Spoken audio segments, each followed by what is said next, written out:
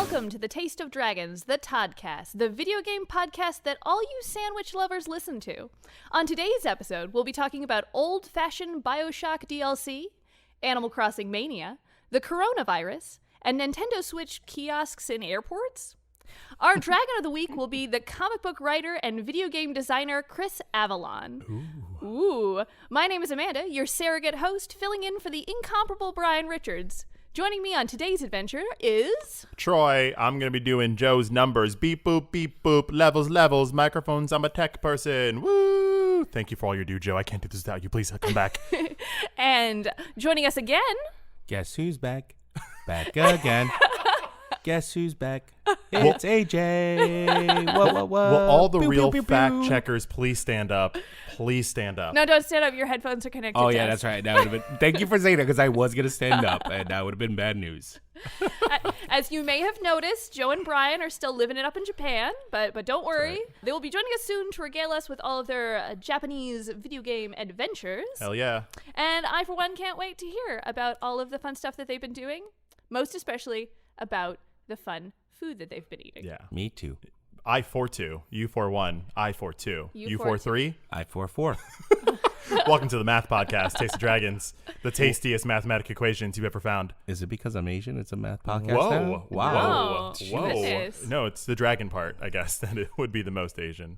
What? Wow. Whoa. Dragons originated in the East. I know, but What? wait. No, What's but more Asian, wait, dragons Didn't or Vikings math? have dragons?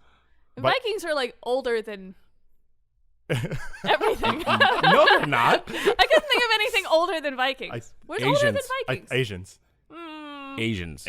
Yeah, but wait, where the Vikings come from? I thought there Asians. was just Vikings. Africa. Wait, are you saying that the Vikings came from Asia? Yes. No, I'm pretty sure we all came from the River Nile, and then a Okay. subset went to That's not Asia. the east, and then a subset went to the north, and then a subset stayed in Africa, and then we kind of got all of our different people evolved and whatnot in different ways with their own dragons. But I think East made dragons first. All right, fine. Gosh. I think I'm pretty sure that the North made beards first. If that matters. Right. I don't know. I've seen some Asian art with some beards. They have some very different We beards, have but some very good Fu beards. Manchus. That's what they Yeah, are. yeah. And I love it. But anyway, yeah, I hope they get some good sandwiches over there in Japan. So some Japanese sandwiches. Japanese ones. Yeah. Is there any type of like specific Japanese sandwich? Oh, you mean There's a like how lot. down here we have like a Cuban sandwich, which is like some Yeah. ham, a little bit of pickle, some Yeah. Cuban bread. Like What an- is a Japanese like- sandwich? Fish. An Osaka-ish? Sushi.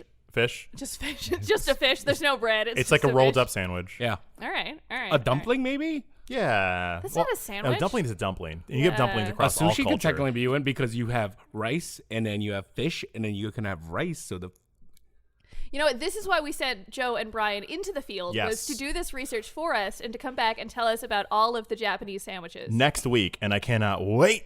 I'm so happy for them to return as well to regale us with their information, but also to tell us about all the cuisine in Japan. Tune in next week as well. That's going to be fun. Yes, for our Japanese-centric podcast. But on that note, let's jump into the video games that we've been playing. What are you playing? So, Troy, why don't you start us off? I have no idea how to talk about my game. Great way to start off, isn't it, AJ? What a great way to kick it off. I'll tell you why.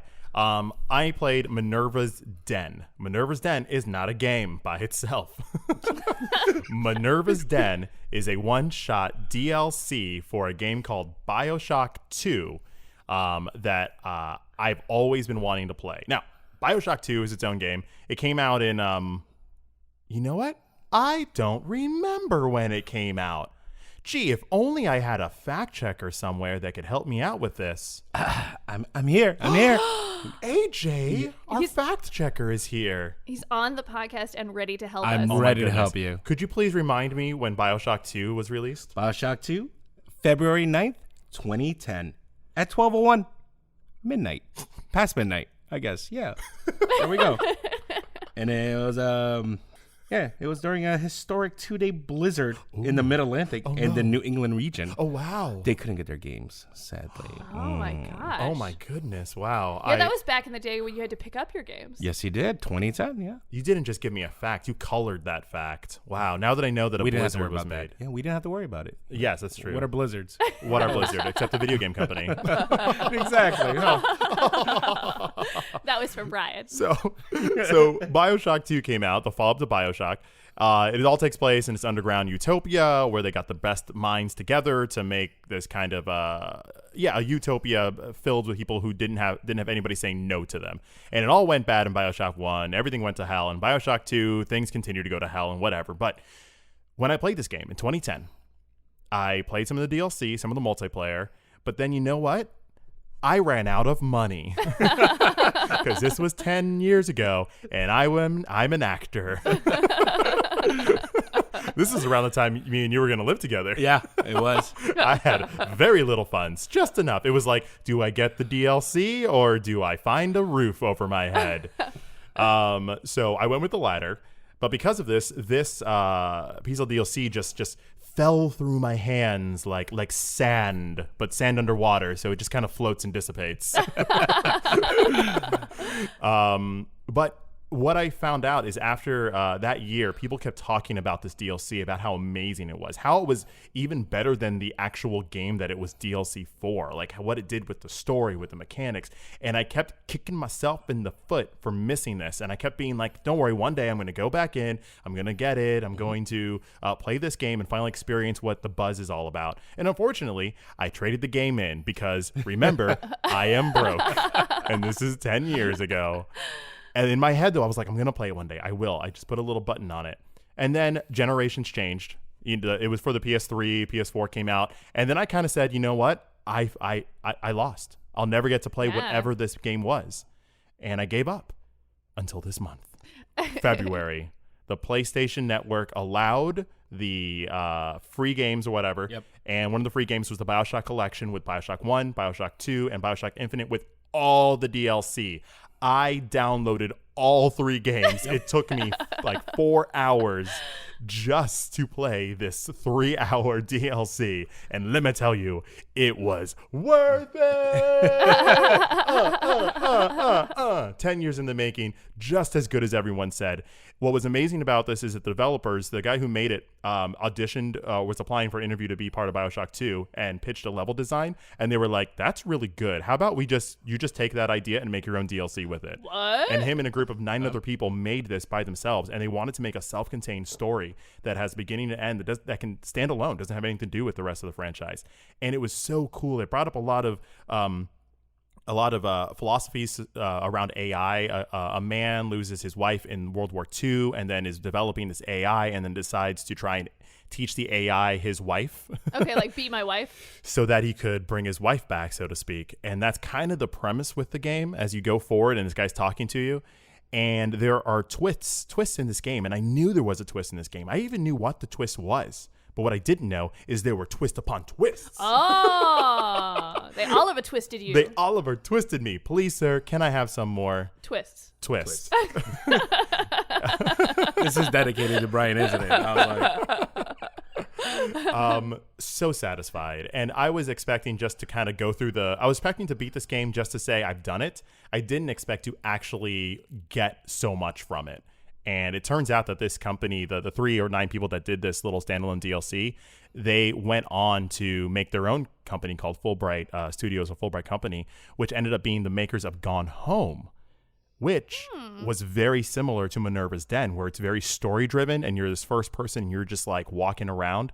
The difference was in Bioshock 2, you're blasting people with electricity and then drilling them with your drill hand. Oh, in Gone Home, you just find out you're gay. And it's beautiful, you know? Yeah, it's awesome. And that company has gone on to make Tacoma and other things. But I feel so happy that I got to finally play this amazing little piece of video game history. It changed DLC genres because back then DLC was just like some add-on thing. The other DLC was you're in a room and there's swarms of bad guys coming towards you and that's it. This was the first DLC that's like, we're going to take it seriously and we're going to give you a complete new story that's worth your money. And we've gotten that from other DLCs since then, from Assassin's Creed to even the Call of Duties have good story equivalents, I think. I don't know, you're a Call of Duty guy. Yeah, he says there is, so there is. So yeah, amazing stuff. If you haven't picked it up and you have PlayStation Plus, it's free for this month. Get it. So is Sims 4 as well. Never heard of it. Is that what you've been playing this week, AJ? I played a little bit, but I've been playing a lot more of Fallout 76. Ooh. Wait a second. You? Yeah. You're the one? Yeah, I'm You're the one. You're the 76? I am the Are 76. you the Soldier 76 in Fallout 76 I've been hearing about? No, I'm not going there. No, I can't let this happen. No, it's not going. How is it? It's phenomenal, of course, as always, Brian. So what did you do this week? This week, just because the update's coming out, so we have it's been a lot busier. A lot more people logged on. Is that the NPC update where you're getting the NPCs? NPCs? Wastelanders. Okay. So that's coming in April, but you have a lot more people amping up because everyone wants to get their gear ready to go. So I've actually been helping people level up and just nuking everything possible. So yeah, That's very Fallout. It's very Fallout. But it's been nice because it's literally been a lot more people on than there have been in the last month because of the update announced. So I just imagine you as like a guy and you're standing behind like a folding table and you've just got like a bunch of water bottles in front of you, and whenever someone logs on, you're like, hey, welcome back to Fallout, here's a water bottle, and it's like that is where my camp is though. Like My camp is literally right by like the vault, so I'm like one of the first people you like can't walk by. So I'm just like, yeah. One of the coolest things I remember when Fallout 76 first came out is that real players were acting like NPCs, so that when you started the game, they would like take you on a tutorial. Yeah. And you would almost think it was an NPC, but they were just role playing so hard. That's fun. Yeah. I mean, I hear wasn't that much else to do in the game at that point. Yeah. In the beginning, we had nothing else better to do. So I was that because my group was just really high level, so I was just helping everybody. Just because it makes more fun, because then you can do a lot more missions. But then after that, I realized I'm better as one of the raiders, which used to be the bad guys in the other games. So we became the raiders, and yeah, I just start random fights with high level people. Oh. So for all the flack that Fallout 76 has gotten, and they've definitely messed up over the years. That is true. What I have been really impressed with was the community and how they have made a game out of the hardships. Like the fact that you guys were the raiders. Normally in Fallout games, those are like factions and stuff. Yeah, they're factions. I feel like the magic of Fallout 76 really relied on the players to make the magic. Yeah. And those of you who stepped up did so. And I think that's kind of cool. Yeah, especially in this one, just because there was no real NPCs. There wasn't as much to do because you're just like, you explore everything, you see everything. How many nukes can you really set off? How many Scorched Queens can you kill? And then sort of gets... So then you become one of those... Scorched Queen. It's a Scorched Queen. Unfortunately, she's a bat. I couldn't make her a dragon. Scorched Queen. I don't know what she is. She's a bat. Oh, okay. If she was a dragon, I would have been like, we're ranking her. From the trailers. Yeah. The bat in the trailers. Yeah. I've seen this bat. bat. She's a bat, so... So what are you unlocking in the new DLC? Is it like story content? Yeah, it's story content. Raiders, the actual raiders are coming in. Ooh. A lot more NPCs. Oh my gosh. But again, I don't know how it's gonna work out because it's like so many of us are such high levels. Like, are you gonna give me like a level 10 raider and I'm like level 200? I'm like, I can one-shot kill everybody. I really hope that the Raider NPCs are programmed, so when they come in and see your Raider team, they look at you like as if like you guys both showed up with the same dress, and it's like, oh, you're already here. Oh, we were gonna raid. I don't know if you were gonna raid. They should be fighting you for territory, like coming into being like, hey, you thought you were raiding here, but you ain't. They throw down whatever the Raider equivalent is of a glove, like a fingerless motorcycle glove or something. The Nuka glove. The Nuka, Nuka glove. When drop the Nuka glove. When in doubt of anything Fallout 76, just put Nuka in front of it. Yeah. And you're 70% going to be right. Yeah. No, I like the idea. They roll up and they throw a Nuka-Cola bottle on the ground and they're like, this is our place now. I would love to see that, and I want to see what happens. But it's I'm just getting ready. Just getting ready for the update, even though it's 2 months away, and I'm sure it's going to get delayed, and I'm totally fine with it. And I know I'm hyping myself up, but I know it's not going to be that good, just like every other update. The track record. They're trying. Yeah, the track record isn't great, but I hope nothing from the best for this next one. They're trying. That's the key part. They're trying, and there's still people on there, so that's all. Bethesda always does a really good job of making a good game in the end, i.e. Skyrim. And the keyword at the end. So we're going on 3 years with 76. 3 years of, I mean, having it from day one. It took them a year and a half to fix the PlayStation version of Skyrim. Right. So I did not play Skyrim until a year and a half. Yeah. But I didn't play Skyrim until until later on too. It was bad. It was bad. But that's how I put it. But I mean, we're 3 years in here. 3 years. I'm just saying. Well, hopefully it's good. Hopefully they get there. I was gonna buy that game when I first heard about it and saw the trailer. Like I was sold until it came out, you should. And then it turned me off. So I'm interested to see if now it's gotten to the point that it sold me on in the beginning. Yeah, if you but the thing is the other one too. If you play with certain people, like different people want to do different things. Like Marlette, like when I play with Marlette, she just wants to explore everything. She's not a very our friend Marlette is not a very violent person. No, she's super empathetic. I can't see her wanting to murder other live folks. Marlette was on our Borderlands podcast, and she was into all the numbers of how you can kill better in a very NPCs. Still, the math is there. Okay. Like if you piss her off though, she'll get violent. But the thing is, the best part was I think out of anything, like so with her, I explored in the entire world with her. We just do random missions, but then I did the one time actually when you talk about the violence of her calling me. Oh, someone in was real being life mean to her in game. Yeah, in game, and she's like, "Get your crew," and I call my crew up, and we all log in just to avenge her.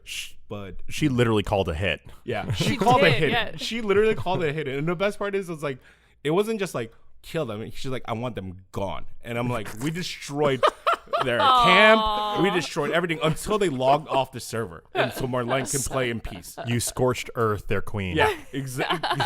Oh God, why? You're not playing the role of bride today, okay? That's Amanda's job there. So yeah, I'm Brian. Huh? Yeah, I'm Brian. You're Brian. Joe. Be Joe. There's always a Brian in me. And our next topic. Amanda, what are you playing there? Note, I played a cute game this week. I played My Brother Rabbit.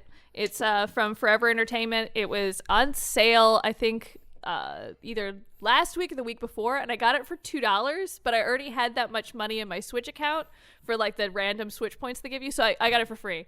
And it was adorable. It's like a puzzle solving game, and it's point and click.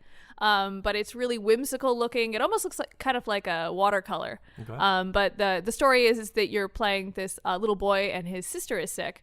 Like as she's doing things in real life, you're playing with this rabbit. It's like her stuffed rabbit. So you sit next to her while she's in a hospital bed and you're playing with this rabbit.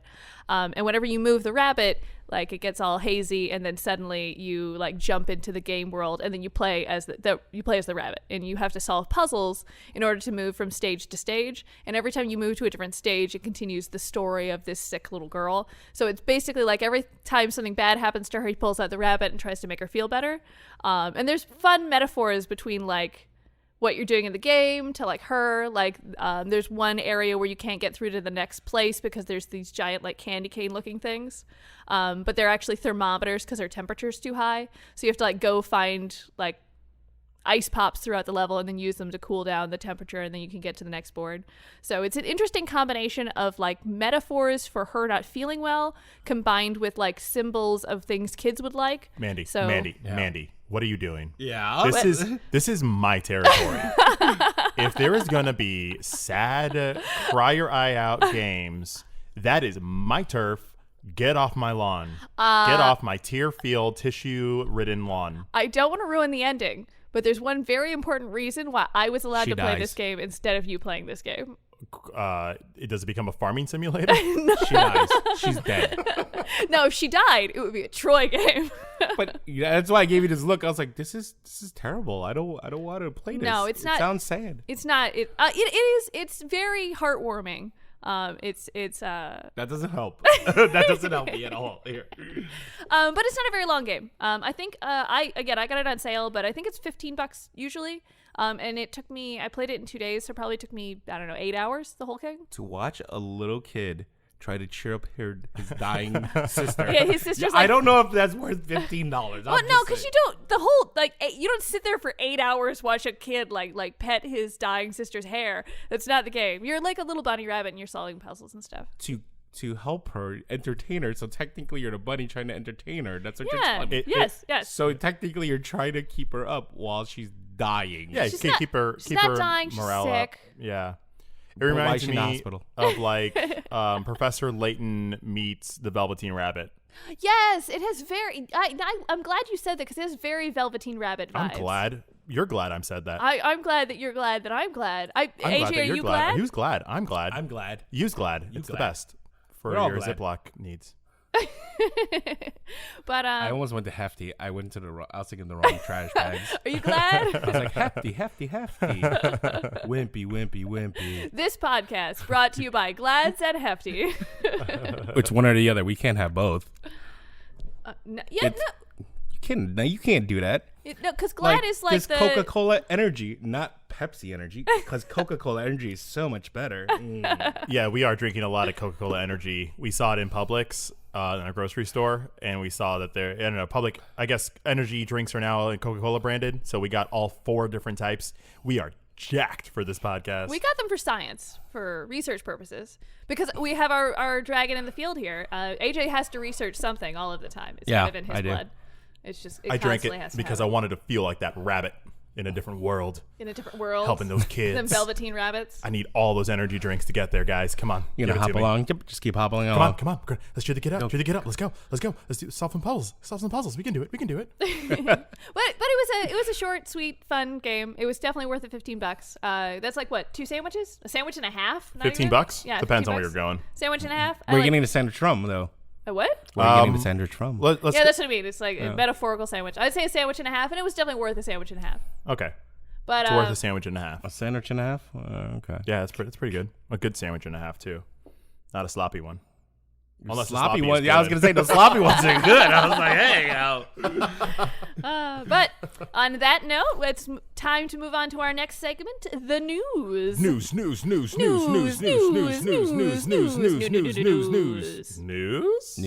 News. After this week's Animal Crossing Direct, the internet is absolutely flooded with the Animal Crossing memes, fan art, and news articles. Here with the details is Troy. Hi everyone, my name is Troy. I'm your Animal Crossing connoisseur over here. I woke up at 9 o'clock this morning to watch a Direct, and I missed half of it because I slept in. So make that 9:15. But that's okay. I caught up. Let's kick this off first with our Animal Crossing countdown. As of Sunday, when this podcast comes out, we will be 25 days, 1 hour, and 25 minutes from Animal Crossing crossing us. Oh, so excited. So some of the fun things that Animal Crossing added to or updated and let us know about is they're going to be adding hemispheres, meaning that if it's like, what, spring now, pretty much? But if you're on the other hemisphere, it's not spring. Which I thought that was really nice, very globally inclusive since they sell the game everywhere. Yep. So if like you were in Argentina and then they're like, look, it's spring, and you're like, this isn't what I have to really fast forward my clock. Yeah. And just live in October. Yeah. I think that's great. So we can all decide when we play what hemisphere we want to play in.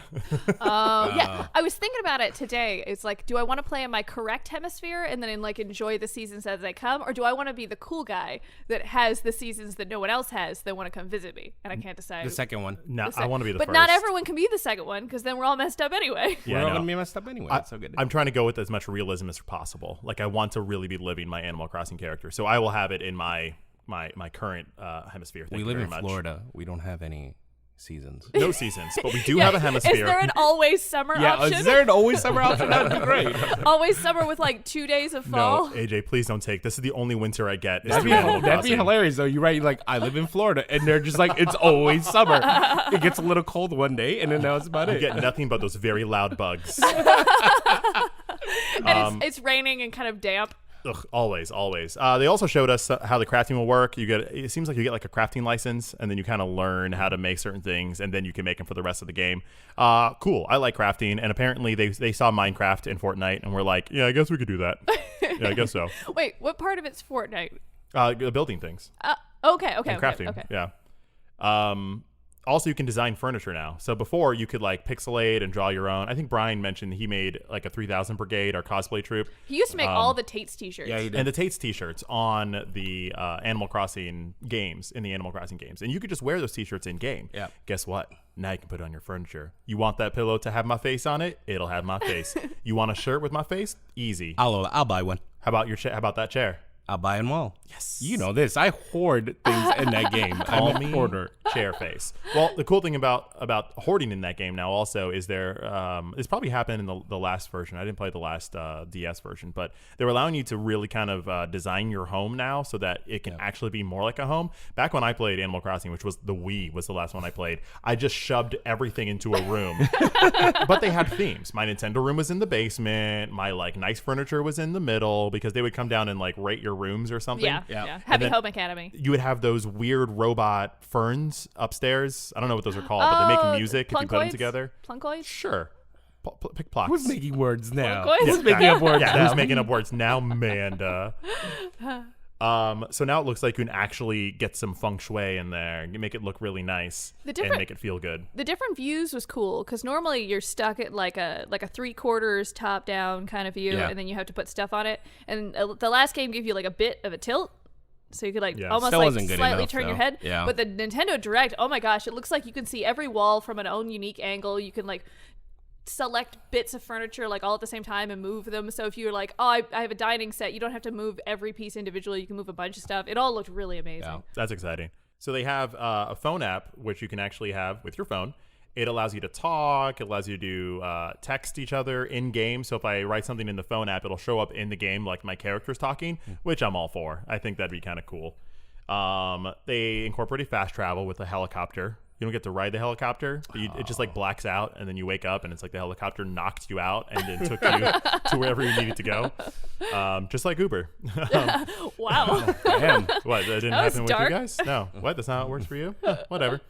And one of the main things that I'm really excited for is landforming. So after a certain while, you can get a license to start like, if you have a river that's in your way and you have to like go all the way up to the top of your town to get on a bridge to get across this river and then back down to the place you want to get to, it takes up a lot of time. Now you can just dig that river up. No more river. You can terraform the land to your own likes. You can add waterfalls. You can add things, whatever you want to do to So kind of many shape waterfalls. You can put so many waterfalls. Welcome to AJ, Waterfall City. AJ, you can put a bridge anywhere you want. They'll just sell you bridges, and you can put. That's just so game changing. Wait. I can buy as many bridges as I want? Yeah. Oh, God. You know what? God. I just want to make this game Death Stranding and just make a bunch of bridges that everyone can come. Make sure to leave a like. No buildings in your town. There's just one long, beautiful highway. I'm going to be Waterworld. I'm going to just all water. Waterworld. That would be really pretty, actually. Put that like the homes on stilts and then have a, I'm going that And then way. you will name your main character Kevin Costner, and we will recreate Waterworld. We will the go movie. fishing in your town.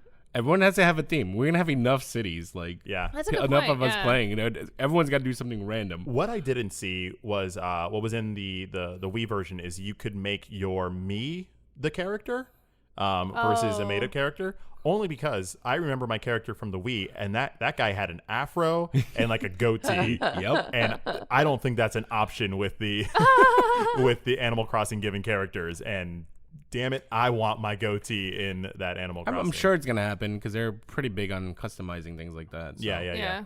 I hope so. I want a fro. And I'm gonna wear your face on my shirt. Well, that's actually an interesting point, because in the last one, the city one, you went into town and the hairstylist was in town, and when they talked about the NPCs and the direct that were going to be in Animal Crossing, she wasn't one of them. So hopefully there is a hairstyle kind of either you can change it all the time because it's your own hair, or hopefully they reintroduce her. Okay. Beautiful. Yep. All right, that's it for Animal Crossing. I'll throw it back to Mandy. Take it away. In slightly sadder news, the coronavirus is actually going to start. Sorry, it's not funny. It's not funny. It's so opposite of Animal Crossing. It's really hard to go there after that. Yes. Anyway, hold on. Take a breath. The coronavirus. Yes, go ahead, the Mandy. coronavirus. The coronavirus is going to start affecting video games. Is actually two sad points. Is Sony's not going to be attending PAX East, and they quoted that they because of the coronavirus, that they wanted to step back from that event, which means that there's not going to be any demo footage of Last of Us Part 2, Doom Eternal, what is it, Noah 2? Neo, thank you. Neo 2 or Spelunky 2. I would love to play Noah 2. Noah It's 2. I gotta go back and get the animals.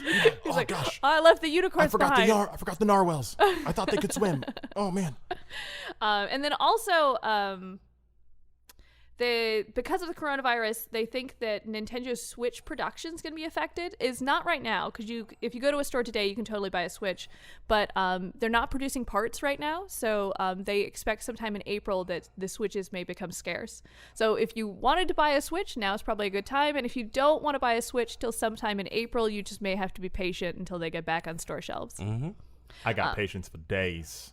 But you know what? I don't know that much about the coronavirus. If only there was someone here who could just give us like a quick that's a great summary point. of, oh my goodness, AJ, you're here. Oh my gosh, AJ, he's so good. He is so good. What do you know about the coronavirus? What do I know about it? Well, the CDC has said the coronavirus is a respiratory illness which can spread through physical contact, coughing, sneezing, or encountering infected surfaces. The virus has affected 30 countries, with 15 cases in the U.S., mostly concentrated on the West Coast, but it's also on the East Coast, too. He's so good. He is so good. So learned. Oh, my goodness. So smooth, too. Well, thank you. Yeah, wow. absolutely. Like, I was looking at him through the eyes through that entire thing. It was like he was in the internet. It's like he was the internet for a second. Oh, my gosh. My aunt told me that, she's out there. So she said that you're the human internet? I actually won't go there. I won't do that joke. That's a bad joke. But obviously, thoughts and goodness, and good vibes going towards all of those people affected by the that virus. thing sucks. I really take care of yourselves out there the best you can. Wash your hands. Wear a mask. Always. But be a superhero. Yeah, be a superhero. Sorry, that's what a superhero does too, right? Wash your hands, wear a mask. You gotta say wear a cape. It's iffy. That I can take or leave the cape. In lighter news, Nintendo Switch kiosks are going to be coming to airports, which is super fun. You get to an airport and they're like, "Oh man, your flight's delayed by 2 hours," and you're like, "Yes," because you're sitting at a Nintendo Switch kiosk, which is essentially just a docking station for a Switch connected to a TV that you can use apparently for as long as you want. I can't wait to catch coronavirus because so many people will be on that, and that's just a testament to how popular that will be. I think that's a great idea. Yes to everything involved in that. I think it would only work with the Switch. Not only because the Switch is the only one portable, but because both Xbox and PlayStation, like if I plugged in my PlayStation to a TV and then broadcast it to an entire airport, I can just imagine that being horrible. It's just like they would so much content is like you can't show that on TV. But I feel like for the Switch, they can be pretty confident. It's very family friendly and whatnot. I mean, you can't get on the internet with it. You can still like play The real. Witcher, so maybe not so much. Ooh. As there are topless ladies in The Witcher, but toss a coin to your boobies. Okay. Sorry about that. But yeah, so I'm looking forward to that. But you know what? I don't know which airports they're coming to. AJ, can you tell us which airports in the United States will be getting Switch kiosks? Wait, are we getting another fact? Another You're fact. getting I haven't even recovered from the last one yet. My mind is still blown. Like, give me a second to just put my mind back together before the facts come. Goodness. You gotta keep it up. You gotta keep up with it. I'm ready. All right. I'm here, now you get it in real life, in real time here, So IRL. Let's see, Seattle, Tacoma International Airport, O'Hare International Airport, Dallas Love Field Airport.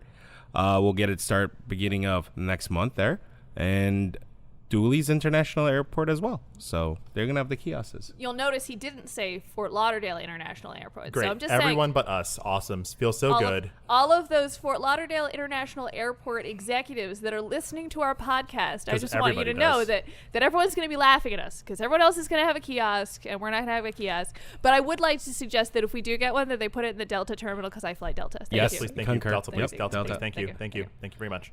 But you can always take over television. Take over television. Yeah. I'm with this idea. I've done saw that before. article. Yeah, I'm one of those people that do take over one of those things because I bring my cable with me. Oh. And then I'd be like, you want to play? And then people start playing. There was a news article on that. You're one step away from being Florida man. I'm just want to warn you, AJ. No, they're fine with it. We all are. We are all they one fine step with away. it? What are they? I fly late or early in the morning. Nobody cares. They're just like, all right. Who needs to know what time your other flights are coming in? All right. What time? I'm going to Denver's. D. What is that? Overwatch? That is. You want to play? Here. Speaking of Overwatch, Troy, do you have an Overwatch League update for us? Oh, yeah. Thank you, Mandy. This is Troy, a sportscaster, logging in for the sports section because, we do sports here. I'm with my co-host here, sportsman AJ. We are big into the sports, all things sports. Esports.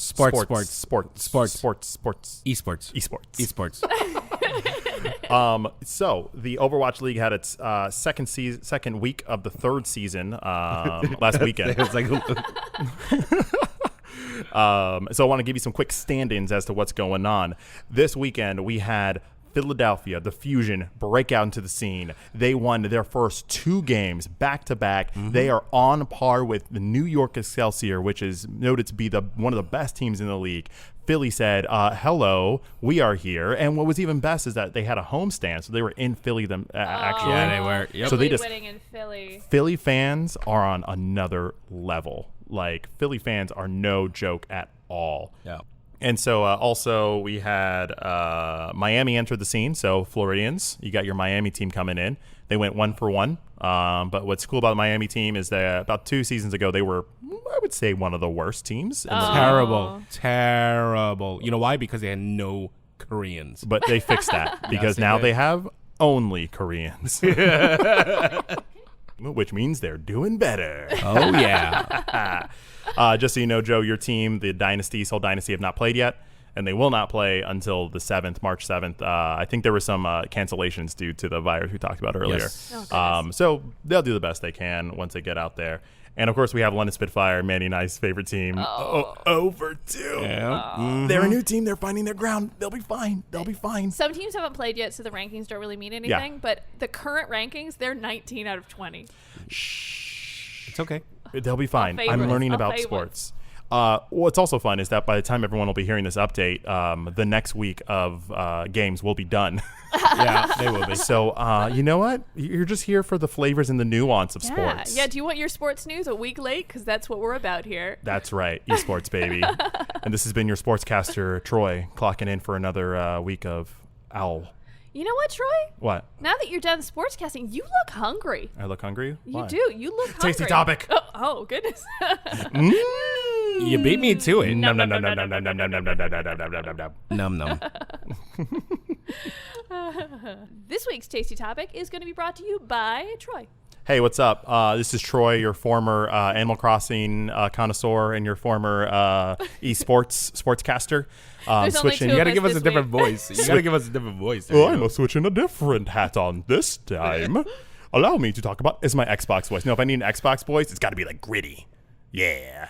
We're talking about Xbox this week. Our tasty topic. We're going to be I've noticed that our podcast tends to be mostly about Sony and Nintendo and Steam, and we don't have a lot of coverage and a lot of love on Xbox around here. Yeah, I know. So we figured we would have AJ, who is an Xbox professional. He's an Xbox expert. Dang, there it is. Xbox there it is. An Xbox expert. Xbox expert. You're doing great. You're doing great as Brian. I have to applaud you on that one, though. I wanted to hear about Xbox and you, your Xbox stories, whatever they may be. Maybe it's the first time you played an Xbox. Maybe it's just a memorable story you had in any of the Xbox iterations since then. Let's take a little trip down Xbox nostalgia lane and see if we can't get some Mountain Dew along the way. Some game fuel. I'm sorry. It's game fuel. I can start if give you guys a second to think it up. I first played Xbox in 2003. I won this like scholarship type thing for this acting award in high school, and so they sent me to be part of this national cast from other people who won in America. And because of this, we got sponsored and hosted by families. So one of the families in DC who had a kid that was also part of this program was like, I'll take care of him for a month. And they did.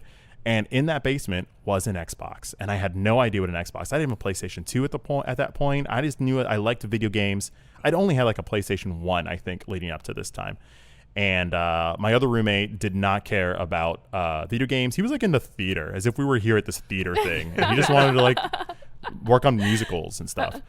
And I was like, let me play that game. Once rehearsal was done, I was like, let me play that thing. And the first thing he put on there was Halo. And I played all of it. Every day when I got home from work or whatever, rehearsal, whatever, I played a little bit more of Halo until about a week and a half later I was done. And I had no idea what I was playing. Because I was so tired, I would just get home and just play something.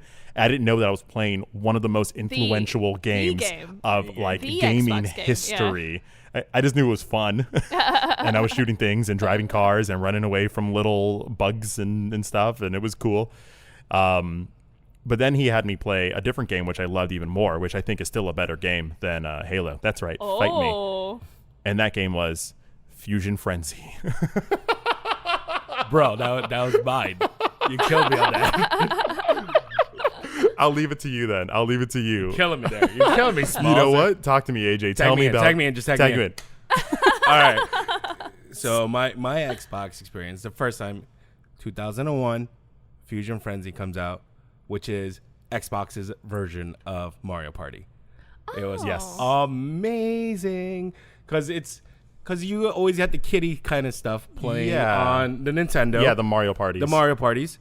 So all of a sudden you get something like this, and you're just like, wait, what? And then you're a person, and oh man, I played as that cool black dude with the dreads. Yeah. I like the dude with the white guy with the blonde hair with like spiked up. And so that's right, you just played as you. Yeah, except he was like jacked. He was like he had a swimmer's body. Yeah, and I think my favorite mini game out of all that. I mean, remember this? The one with it reminded me of American Gladiators. You go in like in a circle, and you gotta knock each other off the platform. But it was like this is like American Gladiators. I was like, this is amazing. And this game is great. Yeah, so that was my favorite Fusion Frenzy game was the one where you're like on a drill and you have to like climb up the drill. It's a ramp, and then there's like bars where you have to jump over or duck under. Yep. That one, if you when you get to like the faster portion of that, your mind turns off and you are just you're in the zone. You get in the zone. That feeling is so good. It's the same feeling like when you're just like killing it on Guitar Hero or something, where you no longer see the game. You're just in the game. It's an incredible experience. But Fusion Frenzy provided that. Have you played this? No, I haven't played this at all. So wait, we have a barbecue on Saturday. I'm bringing my Xbox over. Do it. I do have the game. Yes. So we're doing it. 1,000%. Yes. We'll make it work. We'll find a way. Do you hate your friends like you do when you play Mario Party? No, it's a lot more. I feel like it's more competitive. Like I feel like Mario Party. I am very mean in it, but it's I didn't mean friendly. you specifically. I meant Mario Party just has an energy that makes you hate your friends. The part where he said that it's not Mario Party meant that you don't hate your friends. Yeah. Oh, nice. That's what Mario Party is. Because it's more like because it's more realistic. I'm like, oh, you had a better skill set than me. Oh, okay, I can't deny it. Or you got lucky. You know, like I'm like I can't hate because you in it. it's more skill based mini games versus like you just rolled a thing and now you're winning. Yeah, for you no roll reason. the thing, or just who can hit the button the most. You know, it's sort of like you have to do stuff. It's a skill set game. Yeah, so you have to sit there and think about it. And there's no Wario, so there's a plus. All right. Wow. So, but yeah, that's. I'm glad that we have the same experience. Yeah, man, I feel Mandy. super left out, which is perfect for my Xbox memory. Is I didn't get the original Xbox. It was my older brother's console, so I didn't learn to play the Xbox until well into the console's life, as I had the Sony and I had the Nintendo. Whenever I would play with my older brother, he had already played for a while, so I was super bad at it. So it was just like, hey, Amanda, you want to play Halo with us? And I'd be like, sure. And I'd go, and you'd have the split screen with like the 4 boxes, because that's how it was. And it was just me doing that thing, which is just like the worst, is like you're looking at the ground and then you're looking at the sky and then you can't face the right direction. And that was like my Xbox level skill. So I avoided the Xbox entirely until the 360 generation, in which I was also bad at it, because I would play what was it, Halo 2, Halo 3 for the 360. 2 was on there too. Because I played all 3. I played the main story campaign for all 3 Halos, but I want to say 3 was on the 360. 3 was in 360. I had an MMORPG guild, and occasionally we would hop off the MMORPG to play Halo, because one of our members was really into it, and we were so bad, which was so funny because we were like gods inside of Guild Wars, and then we would leave Guild Wars and be like the worst Halo team. I'm much better at first-person shooters now than I was, Destiny. Destiny. I mean, which is, everyone knows, the better version of Halo. I will not jump into this fight. I cannot. I mean, I agree with her. Yeah. okay, all right. then. I am in this I fight. agree. Yeah. I was like, Gang mentality. I was not big on Halo when that was my one thing. I mean, I got it. I think it's sort of. I mean, it just repeated itself, so that's why I sort of got bored about it. And then it was the same reason I got off of Call of Duty for a little bit, because it was just getting ridiculous. It's like, what do you mean you got this weapon that I can just fly infinitely? You know, like, what? That makes no sense. And I was like, let's be realistic. I want to shoot you. If I shoot you in the head, you're dead. I was like, I've never played a Call of Duty game, but they seem like they're going for, like, this is realistic war. So the idea of you flying is funny. no, it was realistic. And then in 3, you start like walk on walls. And I'm like, wait, what? Like, why am I walking on walls? And 4, it was the same thing. And now with Modern Warfare, we're back to more realistic than it was before. So that was the one thing about it. So yeah, but yeah, that's it. And then hey Troy, did you play any other Xbox games by any chance? Nope, that was it. You only play Halo? He didn't even play Fable. He has no Fable. Really? Arguably the best Xbox game. I think the next time I touched an Xbox game was when the Kinect came out, and then we played that Garanimals. Not Garanimals, Connectables. Connectimals. And then Double Fine had you that. got so excited for that. You like perked up all for that. I bought that for you for our first Valentine's, actually. You did. Oh, I got a remember tiger that. and I go pet the tiger.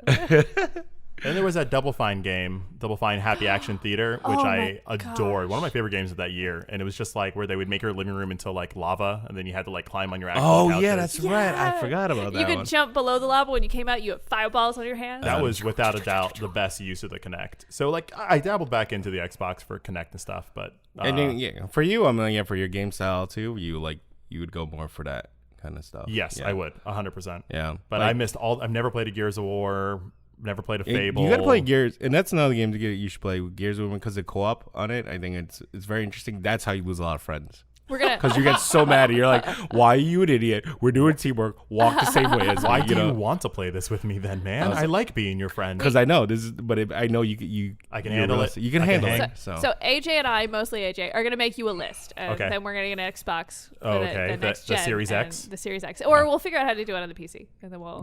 That's probably the best bet. Yeah, you got to play their classic ones. I think with Xbox games more than anything else is their classic. Like another reason I got an Xbox was Project Gotham Racing, Oh, really? which was their. I've always been a Gran Turismo guy, though. Yeah, it's but the thing is, what I liked about it was like real life cars, and like if I crash it, it actually yeah, crashes. it actually crashes, and then if I crash the right side, it's actually gonna start leaning to the right side because it's all messed up. That's kind of cool. Instead of like like when you crash like in a racing game, you're like whatever, it doesn't matter. Yeah. You crash, it matters because your car is not gonna drive correctly. So that was my two main big games I used to play on Xbox.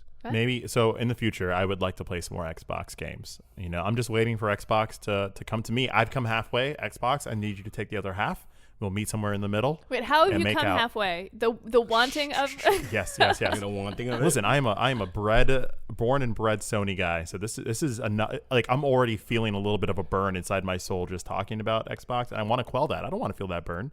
A little bit of heartburn. You gotta get. You see, they gotta. You I take think they some need a Tums. game. If they need that exclusive game that will draw you to it. Fable. Fable. That's just me. That's what's gonna draw me back. Sea of Thieves was almost that. Yeah, but you can play it on PC. Exactly. See, that was thinking. It's like it's Xbox exclusive. Like Gears is an Xbox exclusive. Crackdown.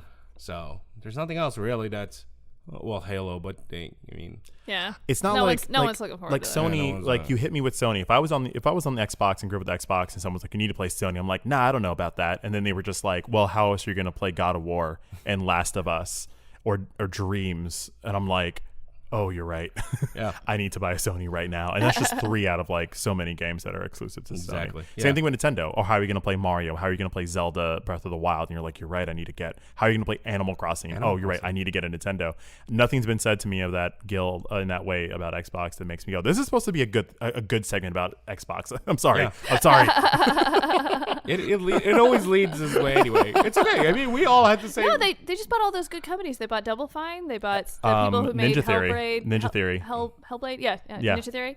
So I think you know they're what? getting there. That is a big thing for me. Those two companies. So I am interested. They piqued my interest. I'm going to keep walking halfway. Hopefully, it can meet me somewhere in the distance. But on that note, that brings us to our last segment, the Dragon of the Week segment. Do.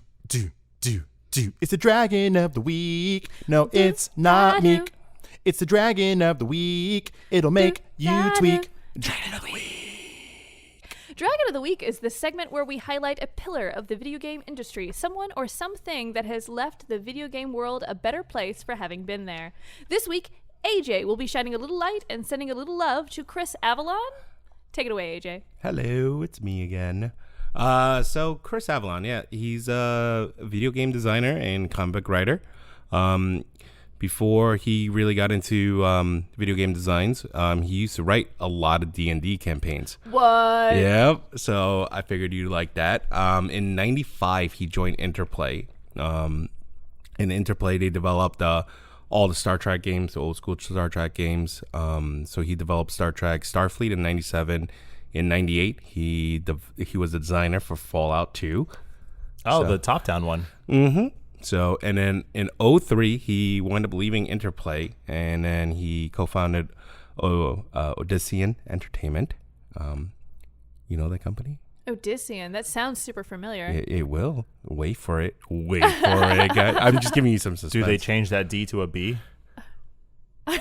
Maybe I did. Oh, is it Obsidian? Obsidian. I haven't heard of Obsidian. I read that totally wrong. My notes are. It says so much about video games that you said Odyssean, and I was like, yeah, I'm on board with whatever made up word that is. That sounds like We're making up words today. a cool Greek company. Yeah, Odyssean. I don't know why they got in my head though. I think I got way excited for this. As well, you should be. Video games are exciting. Because I like to give you dragons that intertwine everything and getting Troy excited for no reason, because it always winds up to the back same exact game.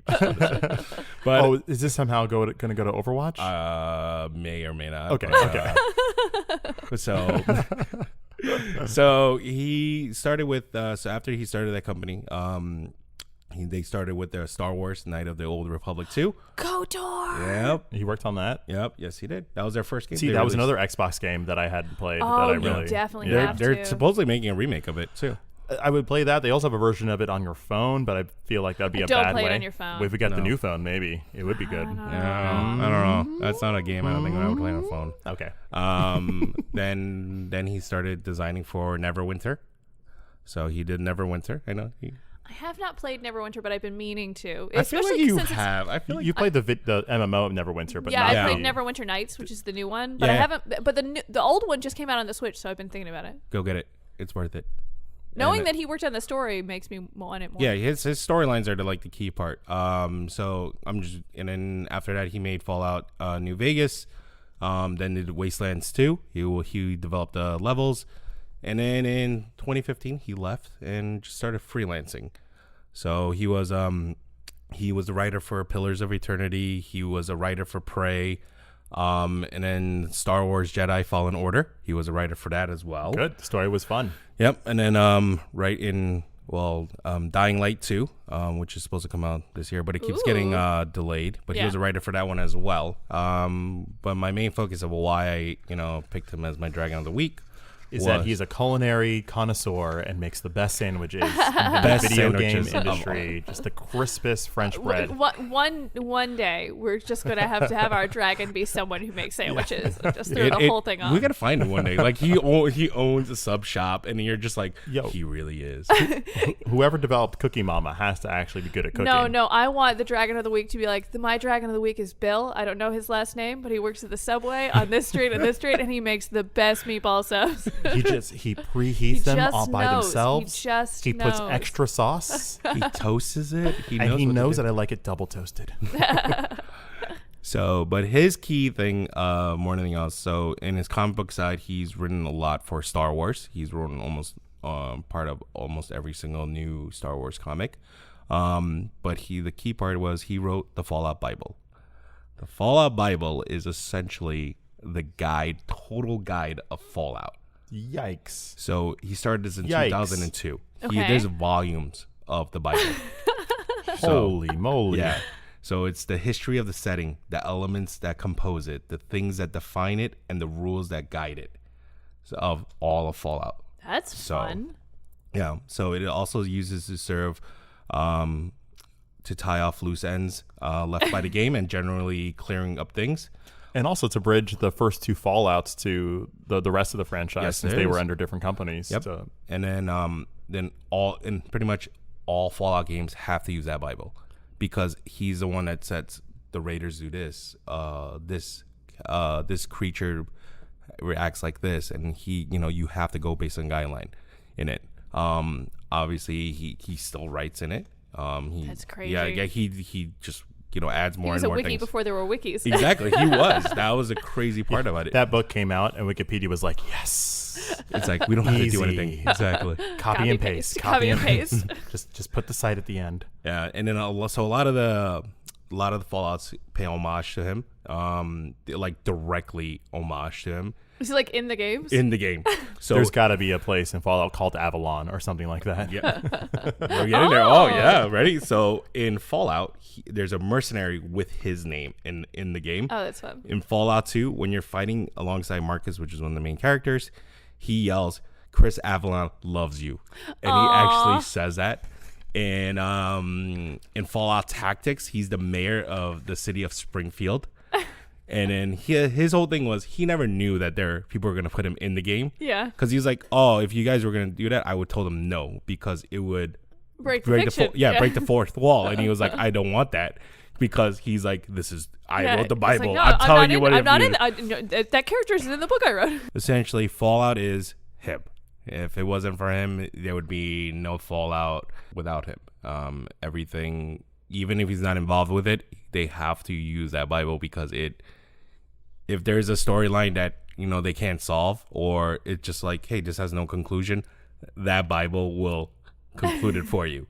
So that's a great thing. But sounds like they would have fell out without him. I'm Brian. Step off. I was going to say, I was like, you're Joe. Sorry, numbers. Joe. All right. Sorry. Fix the numbers. Levels. So, but he's, besides for that, I mean, he's was writer for a lot of games. I guess the ones you would actually play, Prey. He was in Prey. Nice. Divinity, Original Sin 2, Into the Breach. If he's into making those dense stories, then Divinity is exactly up his alley. It sounds like you're a big fan of story in general, because the last dragon that you talked about, the individual who wrote the lore for Warcraft. Writer guy. But because that's the whole thing, I'm like, hey, you can develop any level, but you need a story behind that level. And I think my biggest thing is a story, because it's like your main campaign, even when you're playing whichever way, there's got to be a reason you're playing this. And you can some make type the game of motivation. Exactly. You can make the most beautiful level, but then it's like, and then what? Right. What's the point? It's what's like, the reason that I'm killing 900 rats? Exactly. And this is like, exactly. That's exactly where I was going with this. Anthem is beautiful. I love when we just fly around and just look around.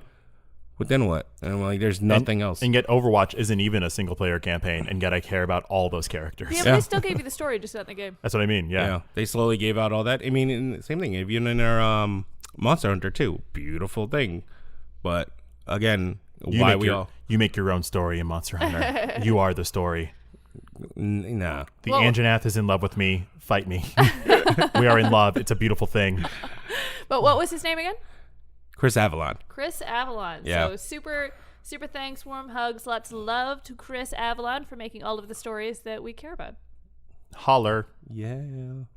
And with that brings us to the end of our podcast. Wow. Special thank you to AJ for joining us again for creating our dragon and for Yay. I gotta go back outside, guys. Damn it. We brought you in. We brought you out. We might be able to sneak you in again. Not a problem. Look, quickest podcast. Just want to put that out there too. What up? We're running out of time. As always, we record live upstairs at Tate's Comics, powered by our friends, the 3000 Brigade. That's us. We're our own friends. If you like what you hear, be sure to like and subscribe at Taste of Dragons on Instagram and Twitter to continue the conversation. Tell us about your favorite dragons. With that, I'm Amanda. I'm Troy. AJ. And we are The Taste of Dragons. Let's chug these Coca-Cola energy drinks. Chug. No, chugging soda's a bad idea. Yeah, but don't do it into the microphone.